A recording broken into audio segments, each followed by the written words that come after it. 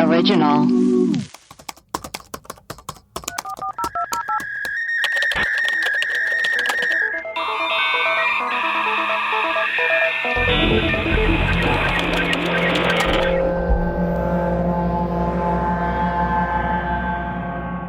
Hello and welcome to Web Crawlers. This is our mailbag episode where we play your voicemails and read your reviews. I'm Allie Siegel. I'm Melissa Stetton. And I, producer Maria. Do we have any new reviews? We do. This is from Dana's Bagel Sandwich.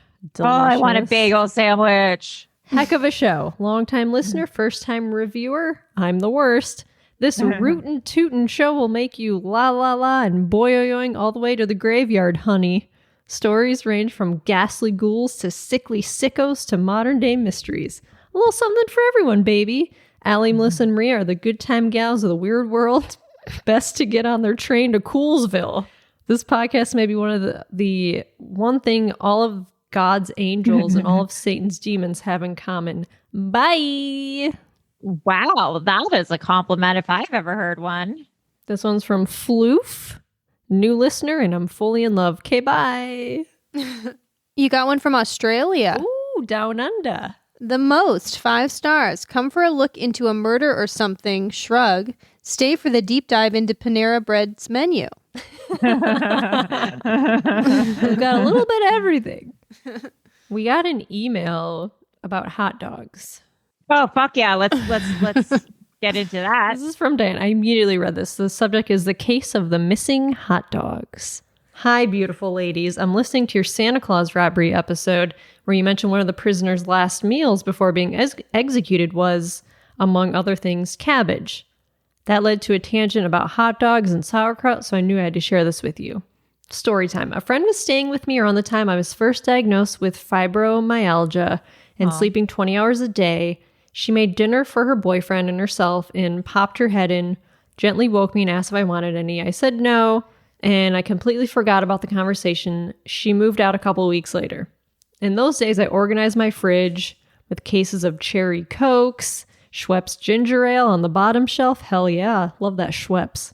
Me too. Whenever one box was empty, I'd pull it out and immediately replace it. Once I tried doing that and ran into resistance. I pulled the box out. There was a sealed Tupperware bowl between the box and the back of the fridge.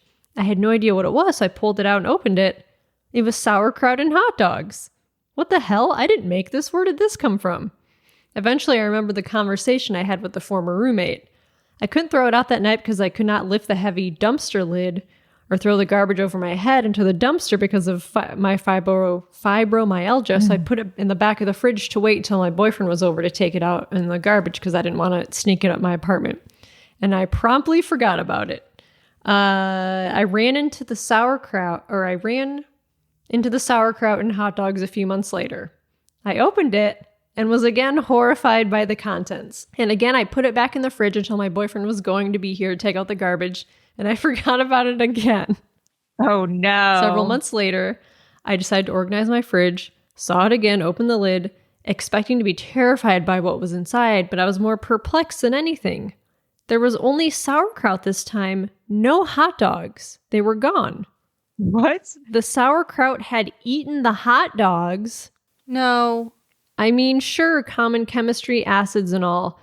But after getting over my surprise and confusion, I died laughing. I had my own little science experiment going on there. Anyway, I remembered to get my boyfriend to throw it out, bowl and all that night. So that's the case of the missing hot dogs. I hope the new year brings you good food, crazy. Good friends, good luck, friendship, and 5-star reviews. Much love from Louisville, Diane. That's the thing that happens because of the acids? Oh my God, that is so crazy. That's insane, right? It's insane. That's or crazy. Diane, you were sleepwalking and you ate those hot dogs one night. Wow. Well, time to get into these voicemails. Let's do it. Hi, this message is for the web crawlers. My name is Mary. I'm from Philly. I'm a chef. Currently, I'm a professional baker. I just wanted to call and say hi. I don't really know what to say. Yeah, I'm a professional baker. I've been trained in garde manger and pastry and savory and like everything. And I'm in my mid-30s and blah, blah, blah, blah, blah. But someone mentioned something about fong pizza. I'm actually from Iowa. I lived there for about 30 years, and I've never been to Fong's Pizza. I do know, however, that that's Alton Brown's favorite restaurant because I'm obsessed with like chefs and shit. So, fun fact, Alton Brown's favorite restaurant is Fong's Pizza in Des Moines. The one time I went to go try to eat there, though, there was like no parking, and I was confused because I was from Iowa, and I was like not used to like giant parking lots that you have to pay like 15 fucking bucks to park. And it was like $5 for parking here, blah, blah, blah, blah, blah. And I'm like, fuck that bullshit. So we ended up going somewhere else. Yeah, fuck that. One time I worked at this restaurant in Des Moines called Table 128 under Chef Lynn Pritchard, and he was a badass. But yeah, right now I work in a grocery store, and it's fucking cool, and I absolutely love it. And working in the restaurants is too stressful for this girl. Anyway, Chef Mary out. Have a great one. Bye. Wow. A real live How chef. cool. That's cool. Like a real live ratatouille. That's right. Yeah, ratatouille. Okay, next message. This is part 2 for Chef Mary for the web crawler. I wanted to say something that I forgot to mention. I'm an Aries, and both of my parents are Pisces. Both of them. Wow. And they gave birth to an Aries. Wow. So, Allie, if you were to have children with a Pisces, then Melissa could be your kid. Oh. And then it would be me. I don't know. It made sense in my stupid stoned head earlier, and now I'm sober and like, what the fuck? Anyway, I was going to say something else. Oh, you guys are the highlight of my goddamn life right now. Aww. And basically, I just want to let you know that you're the best thing ever invented. And Bed Bath & Beyonce is the best thing in the entire universe. I can't get over how fucking clever that is. Pardon my French. I cuss way too much. Sounds like but something also, to say. in the back of my head, I'm kind of calling also to hear myself. Narcissistic thing, I guess. I don't know. Are we all doing that to introduce ourselves and to hear ourselves on our favorite podcast? Kind of see like, oh, look, we're famous. And that's kind of a cute little thing. Anyway, I'm just literally rambling at this point. Okay, bye. Damn, going deep with that one. Bed Bath & Beyonce, that was when writing Ghost Girls, we came up with it, and our friend now owns the domain. Oh, right. And then like a couple years ago, he emailed me and Amanda, was like, should I renew this domain? And Amanda and I were like, yeah, you probably should. Yeah, why not? But I just looked it up, and I guess there's a song called Bed Bath & Beyonce. Huh. And there's a video of it on YouTube. Wow. They say we're not a Christian band. We have Christian members. We're more of a positive influence band. I like that. That's the kind of band I would be, a positive influence band.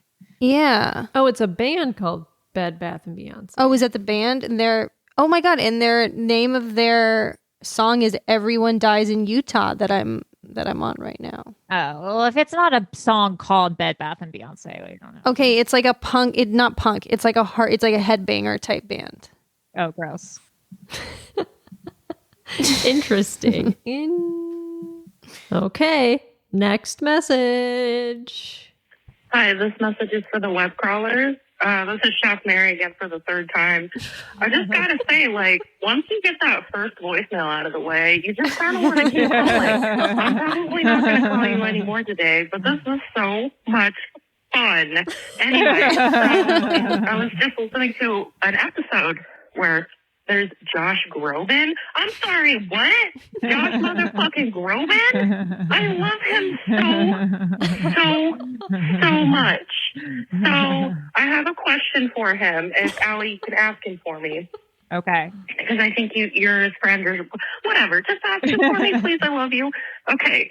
So there's an episode in It's Always Sunny in Philadelphia where Dee is supposed to go see Josh Groban at like an after party event, and she ends up missing it, but she keeps going, Groban likes his ladies tan.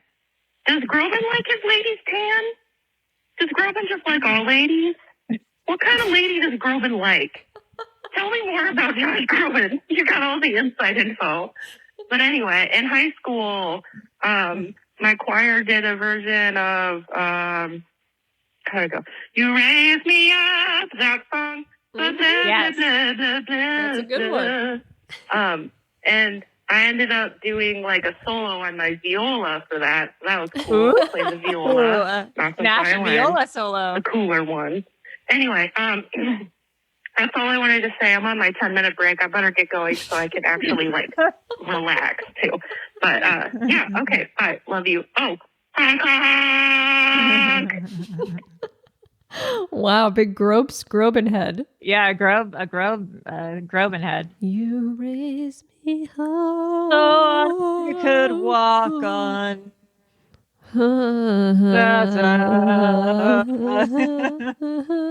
Okay, next message.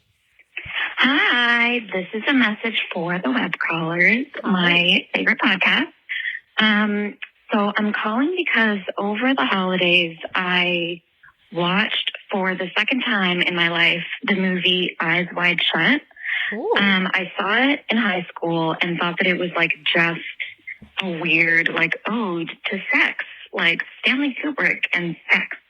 But seeing it now as more of an adult and watching it with a friend of mine who is like really into movies, I learned this like really creepy conspiracy theory about it. So, you know, like Stanley Kubrick directed Eyes Wide Shut, and he did like A Clockwork Orange, 2001: A Space Odyssey, and a bunch of other stuff. But anyways, for 2001: A Space Odyssey, people believe that like people believe that the moon landing was faked and that they hired, like the U.S. government hired Stanley Kubrick to film a believable looking moon set and everything.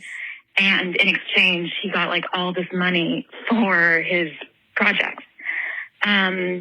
So there's a lot of, you know, conspiracy theories around Stanley Kubrick's movies. And like with The Shining, I think there's some weird, I don't know, conspiracies with that and whatever number that room was in. And so at the very end of the movie, there is like the last scene is Tom Cruise and Nicole Kidman sort of following their daughter through a toy store, but like being very distracted and not really paying attention to her. They are talking in depth and it keeps cutting from like them talking to the daughter being like, look, Mom, you're like holding it up a teddy bear, and Nicole Kidman kind of waving her along and being like, nice, okay, nice, good job. And the very last scene that you see of the little girl, she's standing in front of these three creepy old men who are also in the toy store. And there are theories that those men are the same men that had appeared earlier in the movie at the Illuminati type sex parties. Okay, there's a part 2. This is for the web crawlers. This is part 2 of the Eyes Wide Shut conspiracy theories. There are implications that the last scene has like the little girl basically being kidnapped by these 3 creepy old men who had appeared possibly in the movie beforehand. And when the movie came out in like 99, there weren't there's not a lot of talk of that in like critics' reviews and stuff. And I guess there is a theory that because Stanley Kubrick, it gets so in depth with his research with movies, he possibly uncovered something akin to like Jeffrey Epstein level, like billionaires who have created little like secret worlds for themselves, basically. Anyways, oh yeah, and so soon after Eyes Wide Shut came out, Stanley Kubrick died, and people like think, okay, he was from a movie before or whatever. Maybe he just died of natural causes. But some people think that he was killed because he like found out too much about, you know, Jeffrey Epstein type people and their sex parties and stuff. Anyways, this is my second time ever calling, and I love you guys. Oh, this is Siobhan I called before about an orb that I saw in Canada. Anyways, love you guys. Everyone seems to be like breaking down, like, oh, I'm a like Allie rising, and my Saturn is in Maria. I don't know. I love all three of you. You're kind of like the three perfect selves to each other. So, all right, you go, girls. Love ya. So she's saying there's a conspiracy in Eyes Wide Shut that Stanley Kubrick exposed, like Jeffrey, like he like knew it was privy to like the Jeffrey Epstein stuff, and that it's like I've never seen Eyes Wide Shut, so I'm not the person to comment. I haven't either. I've only seen parts of it. Maybe this is something we all need to see and look into. I've only seen like parts of it. I know what it's about, but I've never actually watched the whole thing. So yeah, it's weird. I've seen like a few parts of it too, and then I'm always like, eh. Yeah, I'm like, yeah. Maybe I'll watch it. This Goldbelly website, on the other hand. Yeah, don't go steak in my heart. Dinner for Don't two. go steak in my heart. They're having a sale. Maria already said this, but if you're a Goldbelly head, they're having a sale. Valentine's sale. Maybe get yourself a dinner for two from a different city. It's crazy that we're not sponsored by Goldbelly yet. Yeah, it's weird. Next message. Hi, this one's for the web crawlers. My name is Matt, and I'm super far behind on episodes, but I started listening to y'all like in April of 2021 when I would push carts, so it kept me entertained. But recently there's been a lot of talk about Mary Todd Lincoln, and actually I took a history course called Madness and Civilization, and it was for like my senior seminar thing. And the professor I took it with is like this world-renowned lady who's written just books on Mary Todd Lincoln. Like, all she talks about when I took that course was like Mary Todd Lincoln this and Mary Todd Lincoln that. And it was just crazy. But one of the big things, and I don't know if it's been mentioned because, like I said, I'm super far behind, is that Mary Todd Lincoln was like mentally ill. And that is what like kind of led in like the later parts of her years, from my understanding. But this author, super great. You can look her up. Her name's Catherine Clinton. She actually teaches at the University of Texas at San Antonio.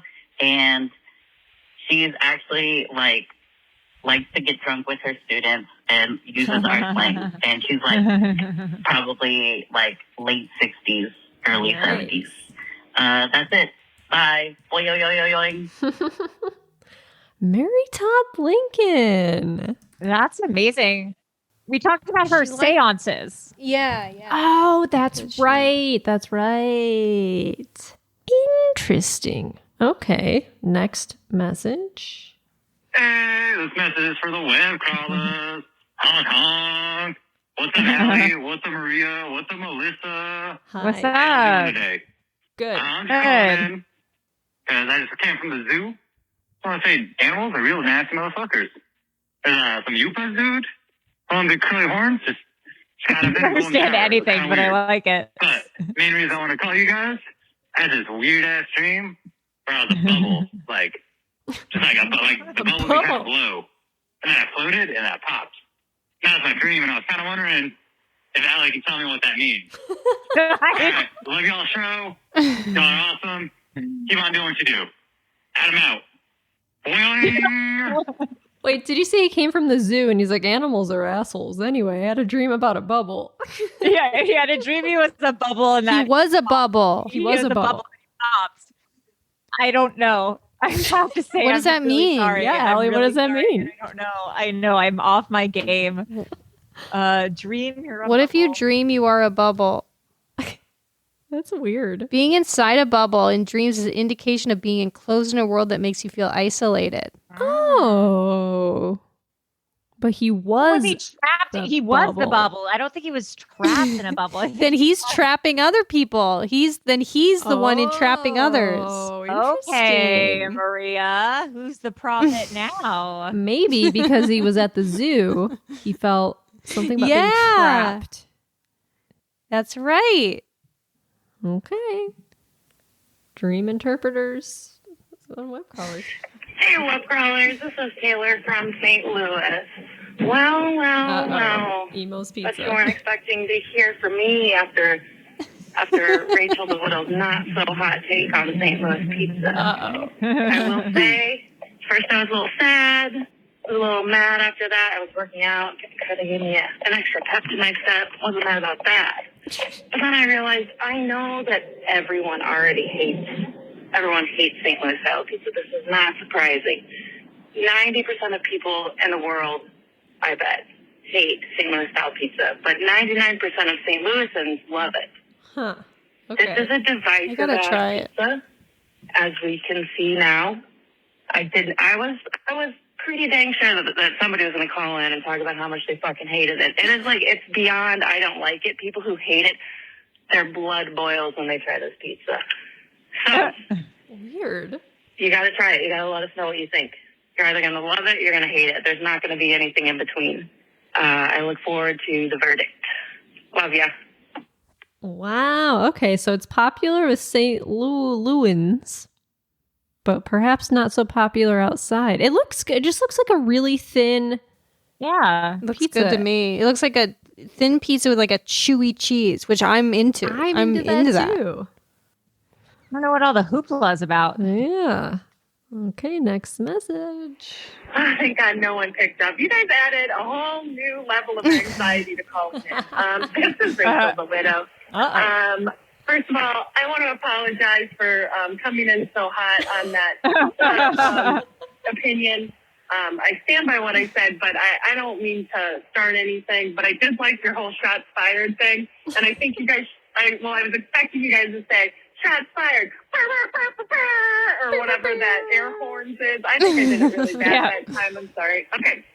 Anyway, what I was going to call about was that I actually studied abroad in Melbourne for a semester in college.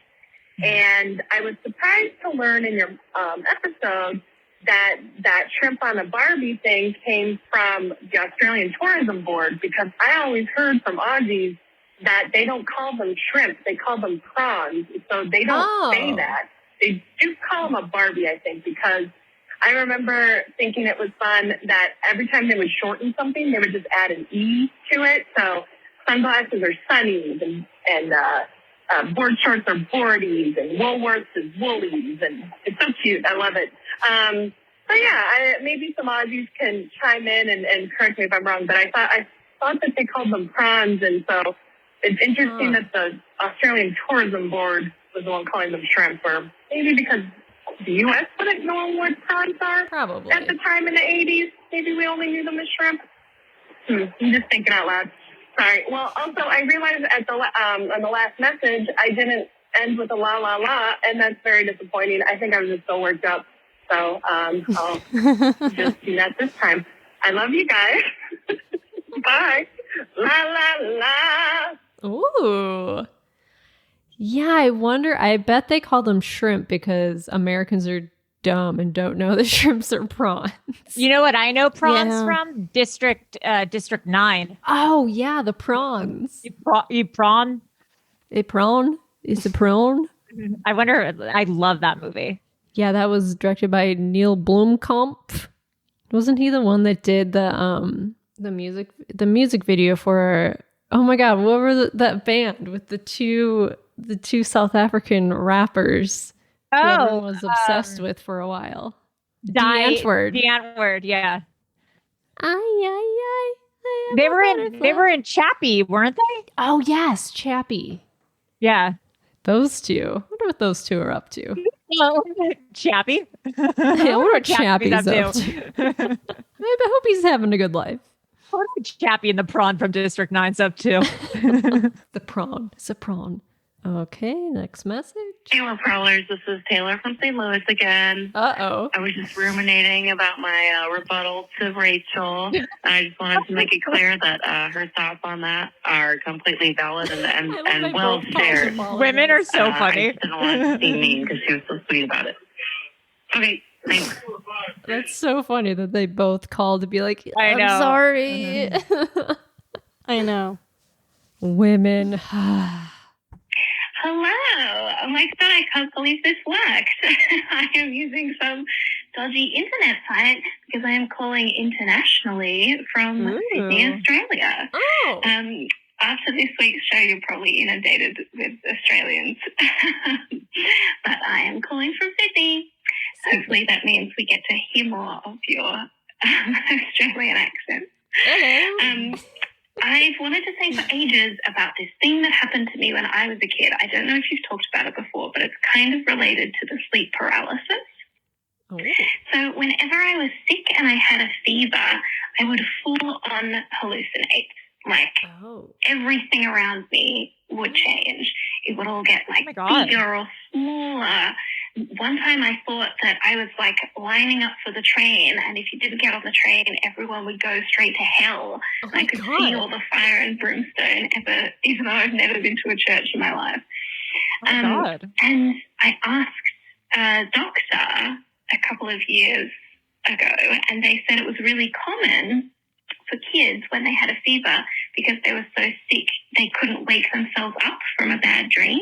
And so they would try and wake themselves up, but they were only half awake. So they were half in the dream and they would have full hallucinations.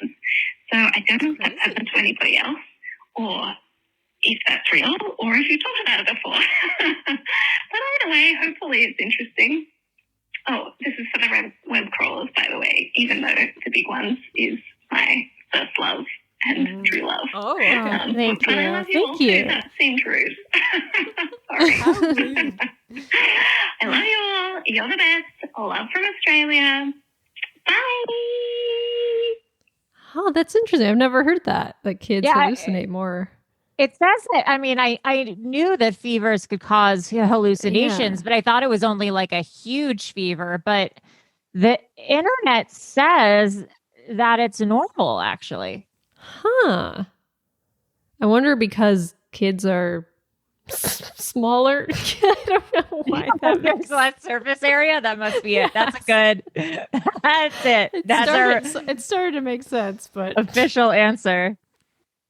Yeah, this Healthline article just says fever hallucinations aren't harmful. With rest, liquids, and medical care as needed, they go away on their own. Okay, all right. I've never had a fever hallucination. Me neither. Thank God. I would be very. But I have weird dreams. I have weird dreams when I take NyQuil. They get pretty vivid. I get weird dreams if I take melatonin. Oh yeah, melatonin is fucking crazy. Yeah, melatonin's the hardest drug I've ever done. Yeah. Okay, well, we got one more voicemail of the day. Hi, this message is for the web crawlers. I'm really nervous and excited to be calling you. I've listened to your podcast for quite a while, and I've never called before. But anyway, my name's Becky. I'm from Indianapolis, Indiana. Ooh. And you were just talking about the difference between Amish and Mennonite people, and I have a joke for you.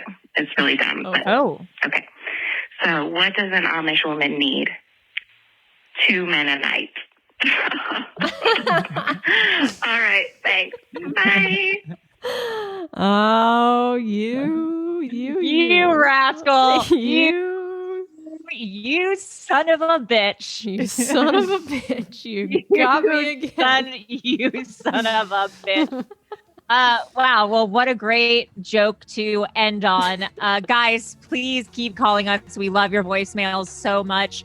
Even keep calling to just apologize to each other. Everyone's just apologizing. Yeah, just call to apologize. Just call to apologize. Anyways, I am Allie Siegel. I am Melissa Stettin. And I, producer Maria. Bye.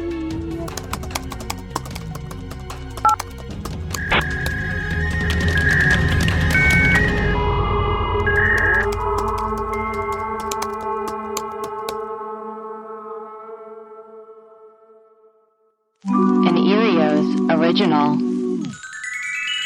Powered by Acast.